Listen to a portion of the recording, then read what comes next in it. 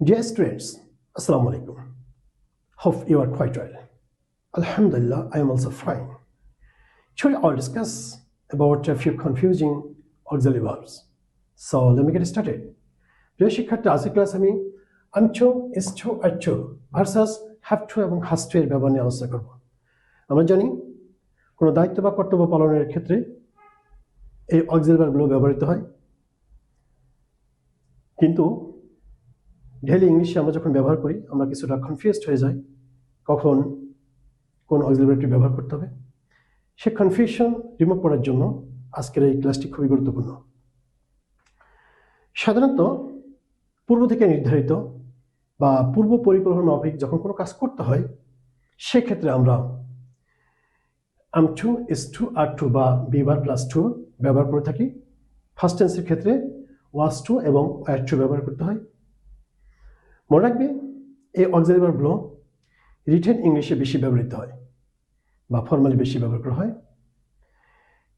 যেমন the students are to wear uniform, শিক্ষার্থীদেরকে স্কুলে নির্ধারিত একটি পোশাক আছে, ইউনিফর্ম আছে, সেটা পড়তে হয়। এটা পূর্ব থেকে স্কুল কর্তৃপক্ষ নির্দিষ্ট করে দিয়েছে, নির্ধারণ করে দিয়েছে। I am to go to a doctor at 4 PM, আমাকে 4টার সময় যেতে হবে ডাক্তারের কাছে, বিকাল 4টার সময়, কারণ আমার অ্যাপয়েন্টমেন্ট দেওয়া আছে। এরপরে আমরা আলোচনা করব হ্যাভ টু বা হ্যাজ টু এর ব্যবহার নিয়ে। সাধারণত বাধ্যবাধকতার ক্ষেত্রে যখন কোনো প্রতিষ্ঠান নিয়ম দ্বারা বা অন্য কেউ নিয়ম দ্বারা বাধ্য করে দেয় সেক্ষেত্রে আমরা হ্যাভ টু বা হ্যাভটা ইউজ করব।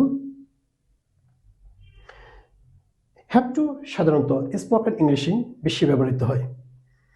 যেমন the students have to wear uniform, শিক্ষার্থীদেরকে ইউনিফর্ম পড়তে হবে, এটা বাধ্যতামূলক।